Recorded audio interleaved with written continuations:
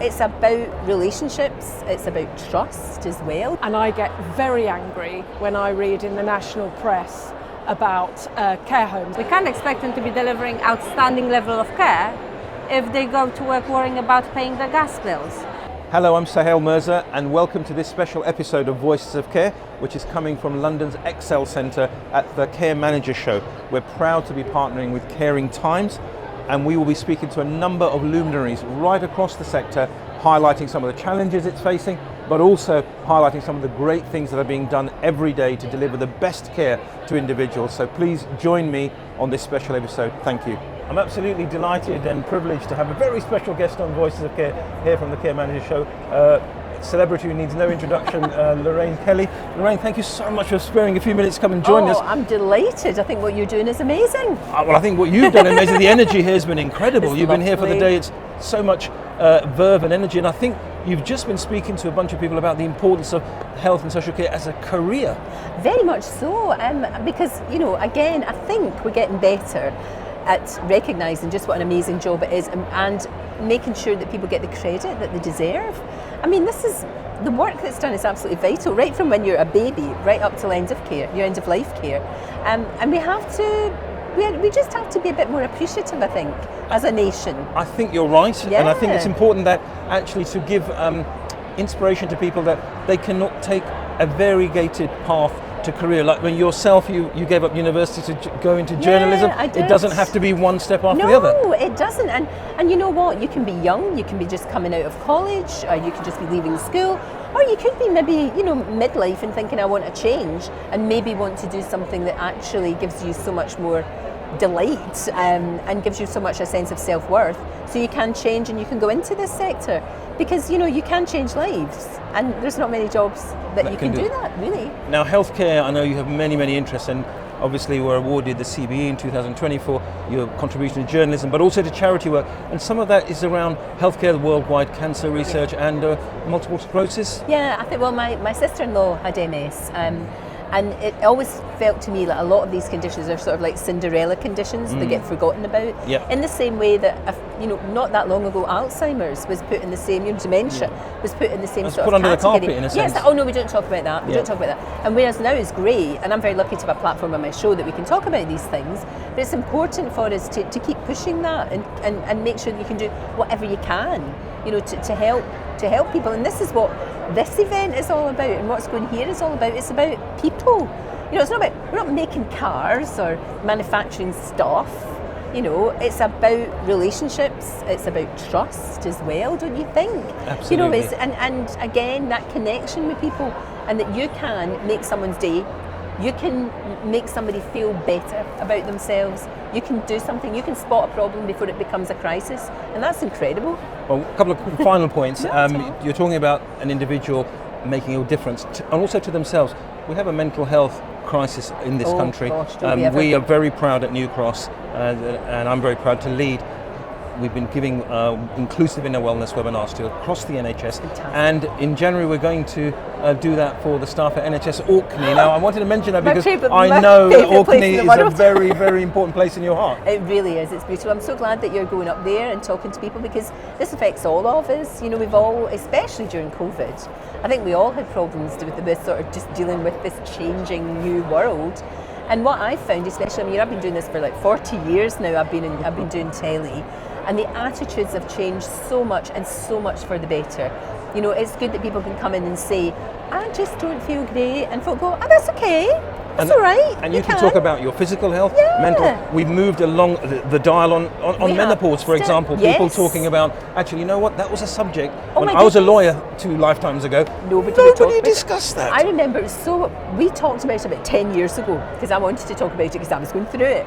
We couldn't get anyone to come in and be interviewed. It's different now, but we ended up, Dr. Hillary interviewed me about it. So I just thought, I'll just talk about it. And that's great that we can do that, we can share these things. There's still a long way to go when it comes to mental health. There are still stigmas. There are still certain bosses that will not take that person who's had mental health problems, but will take that person that's had a broken leg, which is crazy, right? Because it doesn't matter, it really doesn't. And I do think we are getting better, more understanding, and especially Oh, I have such high hopes for the next generations that are coming along after us. Absolutely. I really do. You know, I think they're much better, more empathy as well, and especially when it comes to this sector. And we need empathy, and dare I say the four-letter word, love, in this so much more than that. Exactly. And I try and do that on my show. I try and be positive and try and find the light. It's hard sometimes. There's a lot of darkness at the moment, I'm afraid. And it's important that we hang on to that. Okay, one final question before you go, and it's an important one. How are Dundee United doing? We're not bad. We're not great, but we're not bad. Dundee United are not bad. I've not been to see them for ages because I'm living south now. But we're going up just after Christmas, and I'm terrible. I'm the Jonah. Every time I go up, they lose. So maybe it's better that I don't go. No, I'm sure they'll be delighted to see you, as we are today. And thank you so much for your time. It's been a privilege to share these moments with you. Thank you so much. Thank you for asking me. Keep up the good work. Thank you. Delighted to be joined by Debbie Harris, Managing Director at Autumna and social care expert. Debbie, thanks for taking time out from the show to come and join us, and welcome to Voices of Care. Thank you very much. I'm delighted to be here. How are you finding the show? It's got busier and busier throughout the day. Yeah, it's the first time I've been to this show actually, and I'm enjoying it. And you know, one of the reasons you enjoy it when you're in social care is you meet friends. So everywhere I'm walking, I'm going, oh, hello. Lots of hugs. I'm not surprised. Well, we all need some hugs, that's for sure. Not surprised that you'll know quite a lot of people. Tell us a little bit about Autumna and the work that you do in providing transparency and data and guidance for people who are self-funding and provide care. Yeah, sure. So Autumna is an online directory of every registered care provider in the UK. So that's care homes, home care, living care, and we're trying to build up a directory of retirement properties as well. Quite difficult actually, because it's hard to find them. Yep. So we're an online directory, so you could say we're right move for social care. But at the same time, we operate an advice line that runs 7 days a week. We're closed Christmas Day and Boxing Day, and they're the only 2 days of the year that we're closed. And people can call us up, members of the public, and they can talk to us, and they can explain what they're looking for, and we can advise. And it's manned by people who really know what they're talking about. So it's a useful line. No, absolutely. And right now, more and more of us are impacted by social care. There's an aging population, multiple health challenges, but much broader than that, the sector's in the news, sometimes not for positive reasons. You're an expert, you've looked at the sector, dealt with so many care homes. You've got a workforce crisis, funding issues. What are you seeing on the ground, and what do you think can be done in the short term to address it? Because the sector deserves respect for what it does, as you've seen firsthand in helping so many people. I have so much admiration for the social care sector. I can't even begin to tell you. And I get very angry when I read in the national press about care homes, and they're all called care homes. Yep. And then but they're not adult social care homes. But everybody is tarred with the same brush, and so the general public thinks all care homes behave in such a way, and it's just not the case. So I think there is an argument for the sector coming together and to present ourselves in a positive way to the public. I mean, I'm going to use the analogy of the NHS. I know there's a bit of NHS bashing going on at the moment, but generally speaking, the NHS is seen as a cohesive organisation, which of course it's not. It's made up of millions of different components, but it's under one badge, and it's seen as a positive thing by the public. Social care needs to be seen positively and cohesively. Absolutely. I really think that. No, I agree with you, and I think it's been called a Cinderella service by Professor Martin Green at Care England and others, and unfortunately right now there doesn't seem to be a Prince Charming anywhere on the horizon, but as you say, it's vital to all of us. I want to just unpack a little bit around what brought you to Autumna. I think it was a decade and a half ago when you yourself were looking for a pathway, I think for your aunt. And just tell us about that, because unless you've actually dealt with it, it can be bewilderingly confusing about what to do and what type of care is right and who provides it. It's interesting. Auntie Margaret has a lot to answer for, I can tell you. So I needed to find a care home, and at the time we didn't have computers at home. This was 2006, right? So 20 years ago nearly. Yeah, we didn't have computers at home. I'd never sent an email, So I remember clearly now sitting at the table going through the yellow pages identifying care homes near Tunbridge Wells, which is where I lived. She was self-funding. I had to ring every care home. I had to ask them what they offered. I had to ask them what their prices were. And I remember there were 18 care homes at the time around Tunbridge, with a 10-mile radius of Tunbridge Wells. There are 46 now. Yes. So to try and do that same job would be even It's harder a full-time now. role. Exactly. It's a full-time role. Massive. So at the end of that process, I thought, you know what? I'm going to just put online information that I wished I'd known when I was looking for Auntie Margaret, and that's where it started. And it just developed. I was the founder of the care home reviews that are on carehome.co.uk. They bought my company about 10 years ago, I think now, and Autumna was born 4 years ago. Which is the online version of what you've been chosen for care, I think. Chosen with care as well. So I've been working with the self-funding families for 15 years, and we still 5 years ago didn't have enough information online to help a family make an informed choice about their care, and that is the raison d'être for Autumna, to help a family make an informed choice about their care. To do that, you need online information. You know, and it's you've helped thousands of people over those years. Our advice line is supporting 3,000 families a month at the moment. Yeah, and 85% of them are self-funding. And I think just to bring that out a bit, obviously some people are entitled to local authority funded care, and that pathway is itself quite fraught, because even though the local authority has responsibility, people are still, I think, facing quite a lot of difficulty. But self-funders are effectively on their own to do due diligence on the sector. Yeah, they are. Self-funders, you literally are on your own. But you know, I would go back to the local authority stuff. Whilst of course the local authority is going to have to agree that they will fund a certain care home, that doesn't mean to say that the family can't choose the care home so long as the funding is agreed. You know, we will support anybody, self-funding, top-up, local authority, CHC. It does not matter. I just think it's so important, if it's your mum going into a care home, that you have some say, some choice, that it's actually going to work for your mum. You know. Well, I can speak from my own personal experience, having had home care from my own mum, knowing a little bit about the sector over the last 23 years. It was not straightforward. No, now, looking ahead, you said you're keen in terms of a personal and a professional mission to get people talking about care. Yeah. And part of that is to help them understand the lingua franca of care, because there is a terminology, he says as a former lawyer, that can be a little bit intimidating. Yeah. So I think one of your missions is demystifying some of the technical terms. Yeah. Do you know, it's really interesting you've picked up on that, because I so clearly remember the first time I started talking to social care providers for Auntie Margaret. And now, of course, I'm so familiar with the language, I've sort of forgotten all of that. But I just didn't know what they were talking about. I had no idea what they were referring to. So when we built Autumna, we used terminology that we know that the care seeker uses. And I remember providers at the very beginning of it said to me, no, you can't say, what was the one phrase? I think it was wandering. You can't call it wandering anymore. It's called walking with purpose, or it was the last time I had a conversation with them. I said, well, by all means, you can call it that, but if I'm talking to a family, they won't know what you're talking about. So we are using phrases that the families understand and are familiar with. That's the key thing. That's wonderful. And in terms of a bit of a crystal ball for you, we have a general election in the next 12 months, almost certainly.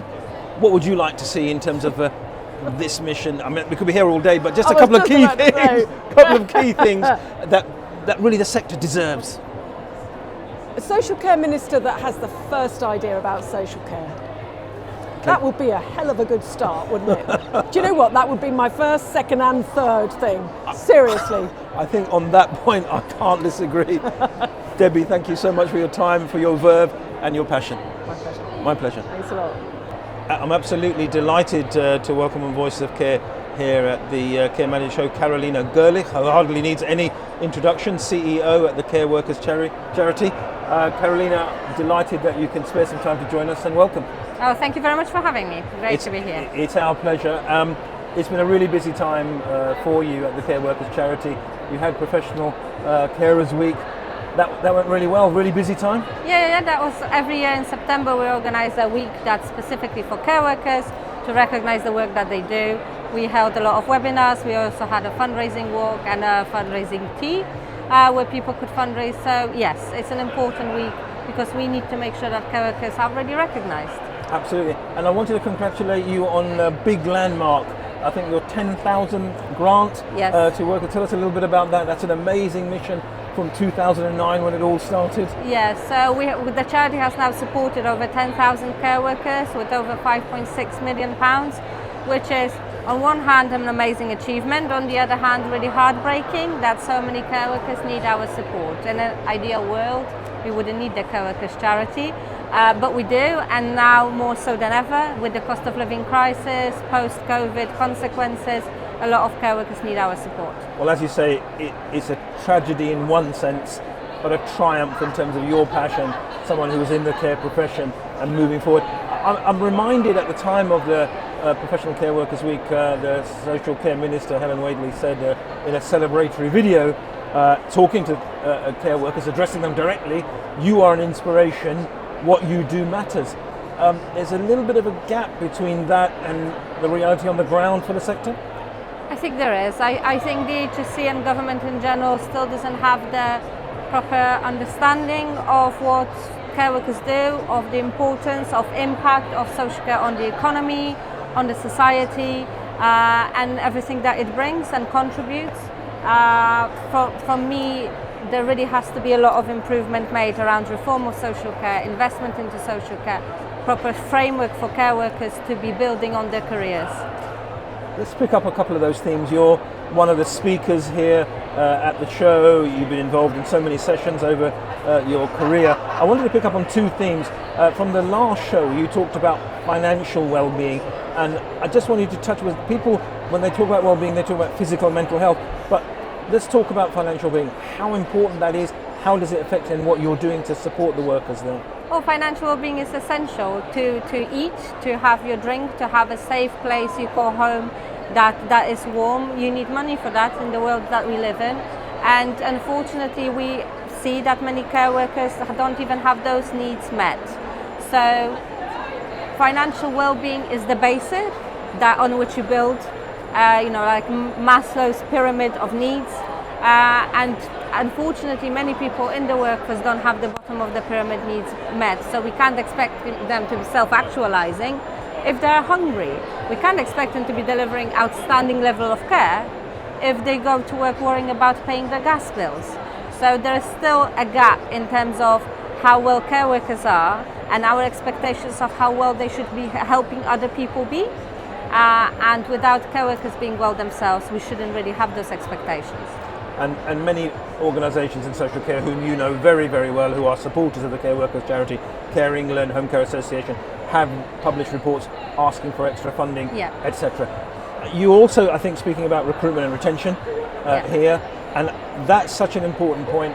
Skills for Care has highlighted 152,000 vacancies in social care, 390,000 people leaving their roles, a third leaving the sector completely. Can we touch upon how are we going to deal with that? Funding is going to be one part, but this is a huge issue for the whole sector.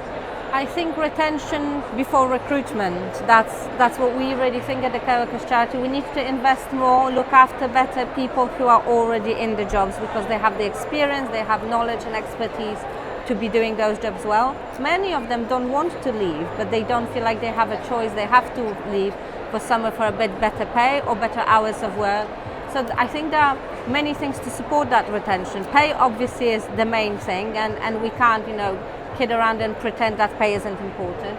Secondly is the well-being, making sure that your workforce, your team feels supported, that you are there for them. Then we need to look at flexibility. Many care workers still complain that they don't know the rota further than 2 or 3 weeks in advance. Those things with the digital programs that you have available now, digital products, you can definitely plan further in advance. And for people to have a place to go and actually say, I'm not okay. And that's very important. And that needs to be modeled by leaders in the sector in saying, my mental health at this time or this time wasn't actually great. We had a session like this at one of the conferences this year. But also for people to feel like they won't be punished for struggling with their mental health, because there's still so much stigma And working in social care can be emotionally straining because you give so much of yourself, you take your work home, you keep worrying. So there needs to be a lot of support around mental health for care workers to help them stay in the jobs that they really love. Absolutely. One final point, looking further ahead, touching your point of flexibility, we need to also support career progression. This is a skilled workforce, a professional workforce, yet Skills for Care in its latest report talked about 54% of the workforce not having a relevant social care qualification. So training and career progression, I know this is something you're passionate about, that needs also a step change in how that's delivered, how can it be done flexibly? So, well, first of all, I've been on the advisory group for a pathway for care workers that's being developed, and having these two routes that I fought very hard for, not just for progression to management, but also progression to specialisms, so you don't have to manage people and do admin, but you can still progress in your career. But no pathway, no framework is going to work if we can't fund pay differentiation. We can't expect people to continue doing courses, educating themselves and getting more training if we don't pay them for those extra qualifications, for that step up. 10, 50 pence an hour difference is disrespectful, I think. Very, very disrespectful. We need to properly fund it. So I think the HSC idea of a pathway is a good start, but if they don't put funding behind it, it is going to fail. We've spoken to quite a few care workers this year who said, oh, I've gone one level up, let's say to a senior care worker, but the extra responsibility wasn't worth the extra money and they stepped back down. So it's all about respecting people who already work in social care and giving them opportunities for development. Well, I think social care and its workforce absolutely requires that respect, and we're so delighted to have you share your passion and your wisdom, and thank you so much for giving us your time today. Thank you very much for having me. It's a pleasure, Karolina. Thank you. I'm delighted to be joined by Bhavna Keane Rao, Managing Director of BKR Care Consultancy. Bhavna, thank you so much for taking time out to join us at Voices of Care. Oh, thank you for having me. It's always a joy to come and talk about things that we do and what we're passionate about. No, it's a busy time here. You've been here for the whole day. There's lots of passion, lots of people. Oh, isn't it? It's just the energy, the dynamic people working in and out, on and off the stage is absolutely fabulous. And Bhavna, you come with a long career in health and social care, more than 2 decades within the CQC. Very sweet. And then you obviously founded BKR Care Consultancy. Can you tell us a little bit about the work you do, because you're helping advise providers right across the UK? Yes, you are sweet, as I said. So it's a bit more than 2 decades. Started at CQC under the 84 Care Homes Act, way before anything else happened with the Care CQC and its predecessors.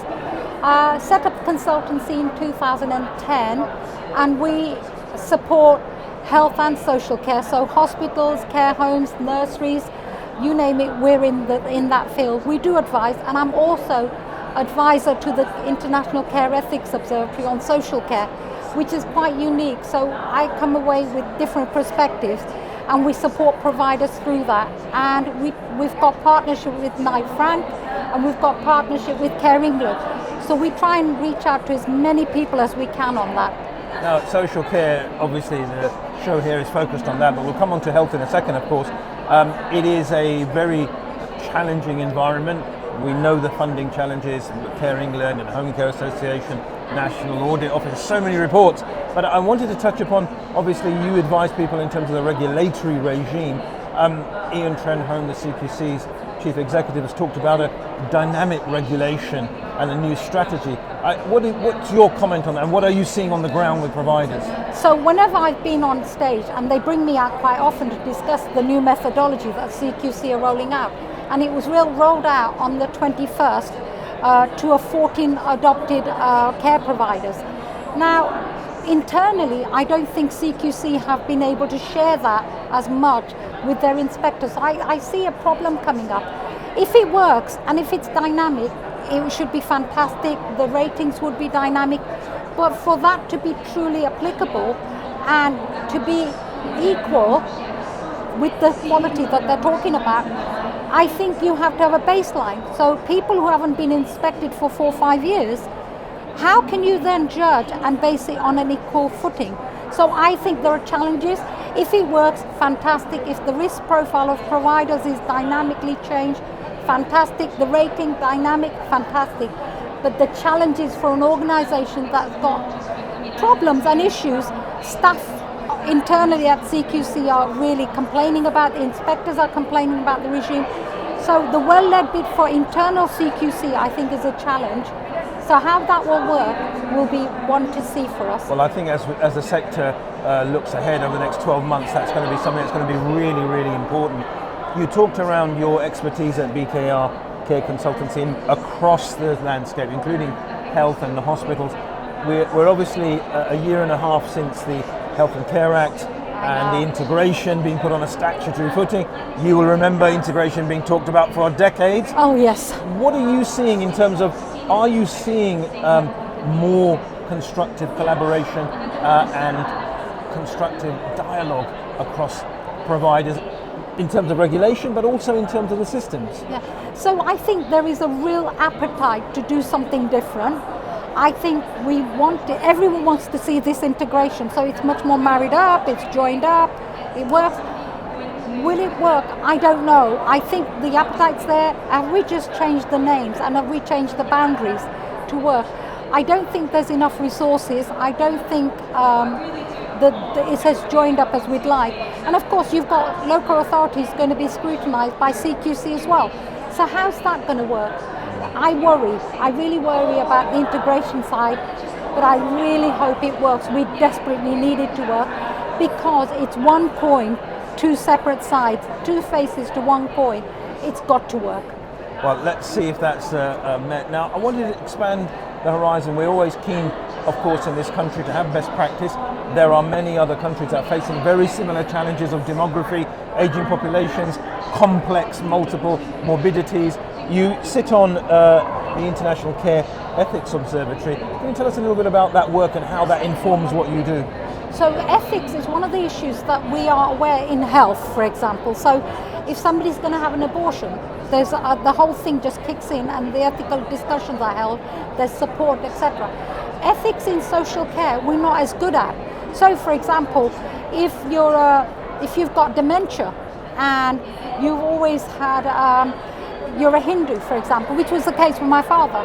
He never ate beef, but when he went into a care facility, they would give him beef because he'd smile. When they gave him beef, he was smiling. And we were saying that's not wrong. So the whole ethical dilemma that, kicks in. What are other countries doing about ethics and social care? I think different countries are at different levels. And then, of course, you've got the diverse population. So you need to look at the diversity of population that you have. I don't think many people are doing it as well.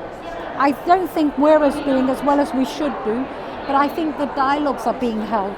So hopefully there is the journey is started, but to get to that end position, I think it's a long road.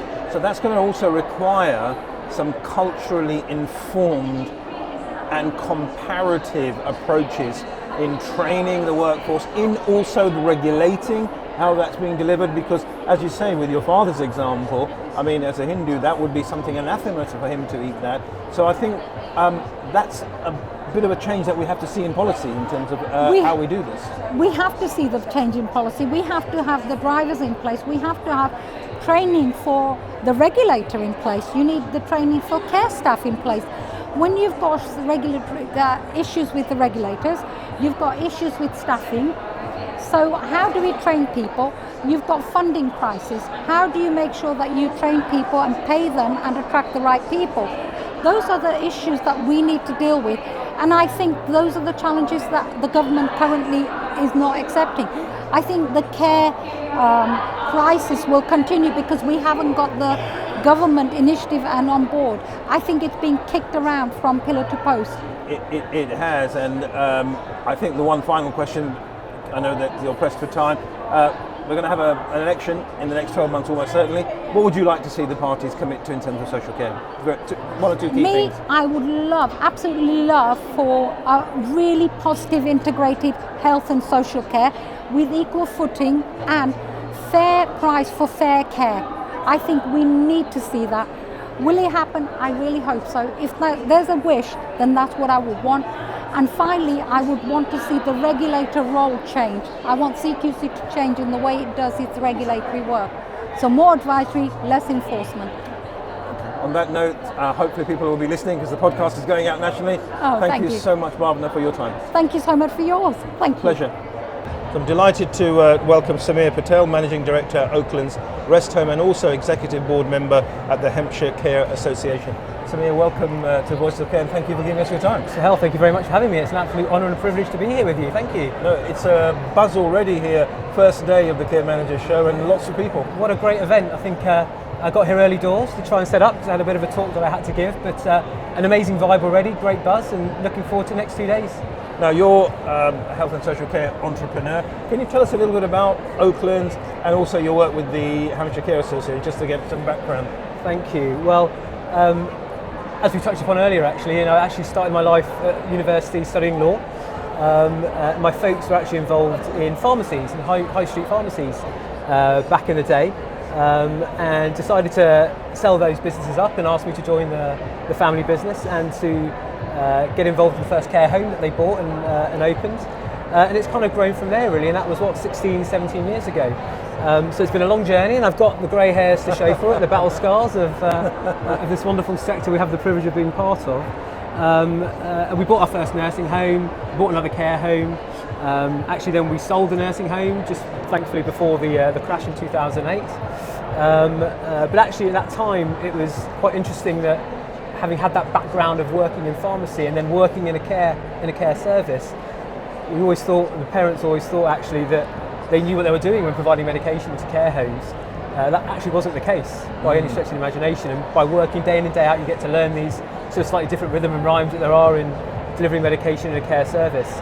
So we actually got back into pharmacy for a few years and opened a specialist pharmacy that only looked after care homes. So we were the first mail order internet pharmacy to open in Dorset, which I'm really proud of. Started in a little room, probably not much bigger than one of the booths here at the care show that we're at today. It ended up looking after about 250 care homes, providing medication and helping them on that journey of making sure that it was being delivered in the right way, the right amount at the right time. And your expertise as a provider, you've also taken that, because you're very passionate about the sector, the Hampshire Care Association, advocacy on behalf of the sector. Absolutely. And it's needed right now because it's great things happening, but there's some tremendous challenges going on in terms of workforce retention and vacancies across the whole of the sector. So I think it's every year it seems to be, doesn't it? We say the same thing. The sector's getting more and more challenged, and we've got the next crisis that's on there. Workforce has been a huge challenge. I think over the last few years with things like the international recruitment that's taken place, I think that's helped maybe with a bit of a sticking plaster. But is that a long-term solution? I'm not so sure. I don't think so. So I think that we do need to really advocate and fight for, and this is where my passion for the Care Association really has come about, fighting for the providers and getting a fair cost of care that I know we've been through quite a lot over the last few years, and actually challenging back to local authorities, CCGs, to actually make them understand the challenges that we face. I think it's a two-faceted thing, isn't it? I think we can do better in terms of trying to learn their challenges, but also it's really important that we get across the challenges that we have and that we face and make them truly understand some of those on-the-floor reality checks that sometimes they need. And you've touched upon the fair cost of care. Now, stats are showing that a very small percentage of local authorities are actually paying that. So you're obviously clearly someone supporting the expansion of funding in the sector. I don't know if you saw the autumn statement, but I'm afraid very little said about the social care sector. Once again, and I think we're proud to be associated with, from the Care Association perspective, with Care England. Yep. We work very hard with them as well in terms of trying to feedback and understand and some of the local challenges we have. We love to share with some of those larger national bodies such as the Care Association Alliance, Care England and others, because I think we have to understand at a local level what's going on and then try and feed that up and expand. So yes, I think I was concerned by some of the things that were mentioned last week in the autumn statement. But look, we always seem to find a way, don't we, in our sector? Well, you talked about working obviously with Care England, and Martin Green is on record as saying the sector's brimming with talent and enthusiasm. And I wanted to touch upon that passion you have. You've just spoken, we've managed to grab you just spoken here at the show, and you were talking about digital transformation? What were the 2 or 3 key things? We can't have the detail going through all of it, but I'm fascinated because that is a really important path for the sector. I think it is, and I think that actually we have to look at what we can do ourselves to make ourselves a bit more efficient. Yeah. And I think by the use of some of the amazing technology there is now, actually we can make ourselves that little bit more operationally efficient. And people often talk about these marginal gains, don't they? If we can make these little 1%ers in how we run our services, when we total those up together, hopefully it means that we can remain profitable. And I think I mentioned it in my talk earlier on, I don't think this is a word we should be afraid of using. Yep. We as providers, we have to remain profitable, otherwise we won't be here.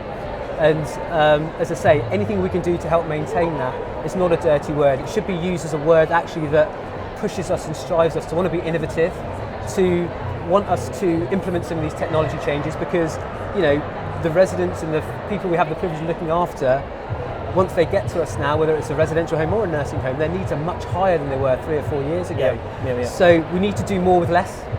And I think technology can be one of those things that can help us achieve that. And that can also help not just the operators in terms of their commercial profitability, but also the workforce in terms of getting their efficiencies and actually the people who use the service. Absolutely. And I think sometimes they're the forgotten sector, right? The workforce are key. Without our teams and without the wonderful carers that we have the privilege of having work with us and part of our teams, nothing will get done. So what we can do to make their lives that little bit easier, and ultimately they're in care because they're caring people, right? So we want to be able to give them more time, and again, technology can help do that if we work efficiently and we try and streamline some processes to actually spend time with residents, because ultimately that's all the residents want, someone to be with them and spend a bit of time and have a chat. And ultimately that's what our care teams want to do. They want to spend time with residents, doing things that they love doing, and really helping them enjoy their time in the care service.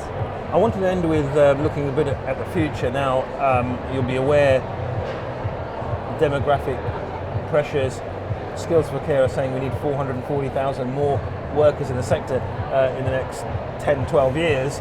We might lose that number as well for people going into retirement age. Now, with your hat on as a digital expert, also working across a bigger expat landscape care association, training, digital pathways to training, what do you see, what would you like to see in terms of, because that's a big challenge for the sector. I think it is. I think actually it's not just the training that's important, but actually it's getting the understanding and the why. Getting that across to your teams in terms of why we're making these digital changes is vital, because they need to be on board with it.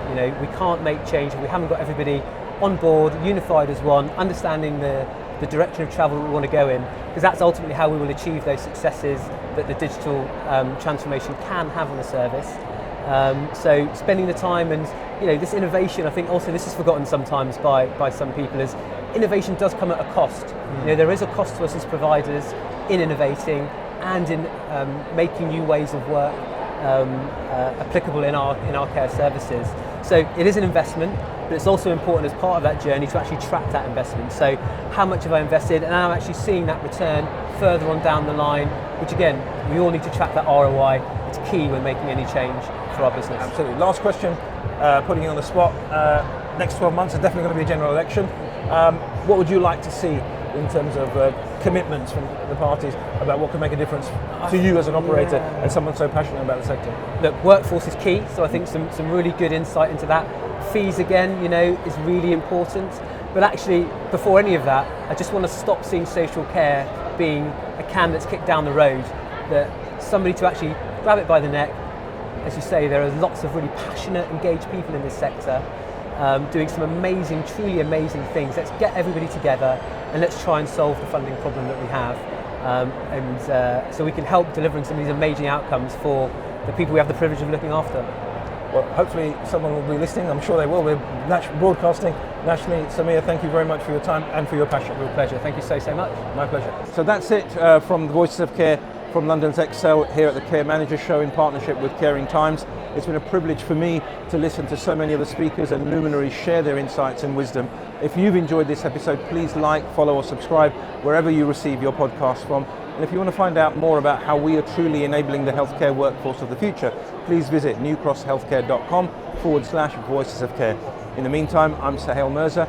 Thank you very much, and I look forward to seeing you on the next episode.